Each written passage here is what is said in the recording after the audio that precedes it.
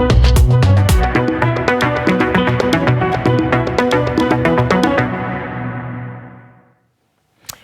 thank you, Stacey. And the less said by me about Michaela Teta, the better. Let's rather talk about the travel Indaba. And this is, of course, taking place at the Durban International Convention Center in Kwa-Zulu, Natal. And Leanne has been there since yesterday. So let's take you back there as Leanne engages some of the stakeholders at this year's Indaba. Leanne? Thanks very much, Sakina. Well, I'll tell you what, you should be here. That's where you should be, because everybody's still walking around with Kaiser Chiefs shirts. It's insane. It's like they have kept them on since Saturday. No one's taken them off. They're all still very excited. So don't worry about the other team. You got one winning team under your belt. So it's okay, SK. Anyway, it's good to be here. So I'm going to get straight into this one, because we haven't had an opportunity to actually speak to one of the guys that are exhibiting here, and we've managed to track down from Travel Bug Tours and Safaris. I love that. Dominic Naidu. Dominic, nice to meet you, and welcome to Morning Live. Thank you so much. Pleasure. Glad to be here. Yeah, so talk to us. I mean, Travel Bug, I think it's quite self-explanatory, right? Organized tours and safaris. Tell us a little bit more about your business. We're based in Durban. It's our first time exhibiting at the Indaba. It's very exciting. Yeah. Huge event. We met a lot of people. So it's a chance for us as small business operators to meet people from overseas, to speak to them in network, and to speak to them about what we have to offer in Durban and in the province, and yeah. And how has it country. been? I mean, because yesterday, for what I saw, it was insane. I mean, I was trying to listen to the Deputy President. It was absolutely impossible to hear anything going on, because there was such a vibe. Everybody was so excited, and there were just thousands of people here. Yeah. That was my experience, and I was literally trying to navigate through the crowd. Did that pay off for you to have all these people here? Yes, it is. It's a huge crowd. And this is huge every year, and we love that so much of effort gets put into it every year. But not only the province, the cities and the small businesses as well around. And it gives us a chance as small businesses to show people what we have to offer in Durban. Yeah, and it's not just the beach. Exactly, and that's when I was speaking to the Minister of Tourism, Patricia de Lille, yesterday. That was one of the things she says. I just want to get it away out of people's minds that that's all you can do here is go safari or beach, and that's all we have. There is so much more. Tell us what else. Oh gosh, there's walking tours, there's food tours. You can learn how to cook local food. The nightlife is really great. If you've been to Florida Road yet? Oh, yeah. Nightlife is really good. Yeah, so there's a lot to experience here in Durban beside the beach and safari. Yeah, absolutely. And also exhilarating experiences, because I think that's what people are looking for these days, and especially in KZN. I mean, you guys have got sort of the Isimangaliso Wetland Park. You've got so many different places, whether it be scuba diving, shark diving. Yeah.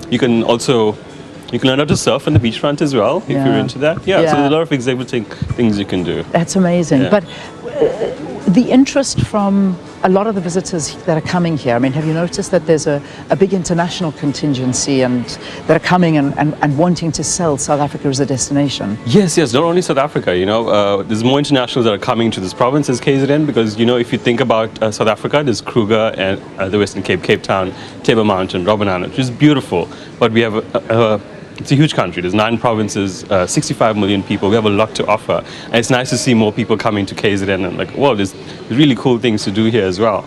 So we're getting more people that want to do things here in KZN as well. And your company, how long have you been around for? 6.5 years now. Okay. I've been a tour guide. For close to 8 years. Yeah. So there's a lot of experience behind it. So you're a tour guide. So I'm a tour guide. When the guys come, so when the guys come, you look after them. I show them around. I tell them. Show them around. And what is the reaction? I mean, how do you find that people? One of the things I find is that just from speaking to people when they visit here, they look and they say, I had no idea that this is what South Africa was like. I mean, this is amazing. I don't know if you have the same sort of feedback. No, all the time. That's why I'm able to tell the same stories all the time, because you can get to see the reactions like, wow, this is amazing. The history of Durban, we founded in, this year is about 222 years now that we're in existence. Wow.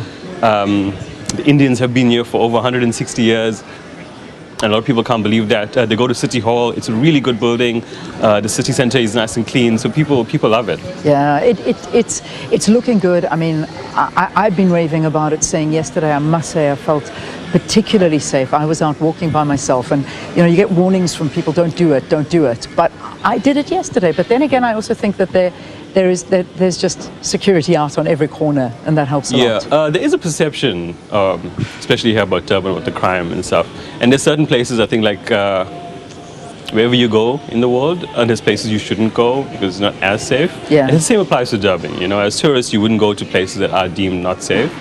So we don't go there. So yeah, it's fine. It's a normal city, and I would encourage people to just explore a bit more to get that perception out of our minds. Very much so. It doesn't matter where you go in the world. There are places you don't go to, and you've got to abide by the rules and laws that are here. And I think 100%. What's important is for tour operators and people such as you and myself change perceptions, because the idea is, people speak in a way, but the reality on the ground is completely different. The words that you're hearing being echoed here, what's the kind of feeling amongst a lot of the exhibitors? Champion your own place, your own city, your own experiences, your niches. So don't try and be like someone else. What are you good at, and speak of that. So that's what people want. So are we looking at small group tourism now being more popular? 2 to 4 people, 6 groups now.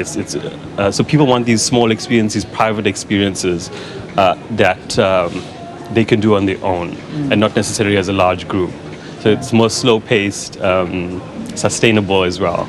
So a lot of people are looking at what's green and what's eco-friendly tourism, and they'd rather take part in that. Well, listen, good luck. I know you've still got a few days left here, and I'm hoping that it just gets better and better for you, Dominic. Thank you. Thank you so much for having me. Enjoy it. It's an absolute pleasure. Thanks for dropping by and chatting to us. So that's Dominic Naidu from Travel Bug Tours and Safaris. And I took a little bit of a walk around just to take a look and see. The hall we're in is focusing a lot on the provinces, and you'll see all the 9 provinces that are here and showcasing what they have. Even some of the municipalities have got a stand here. But when you go further down in that direction is where all the African countries are showcasing, and one of the stands that I stopped at was Gabon. So there really are. I mean, we've spoken about a lot of the countries, obviously Zambia taking up a massive portion of it, Tanzania, Kenya, Zimbabwe, all of those countries there. But it was nice to have a look and see some of the smaller ones that have decided to enter into the market as well.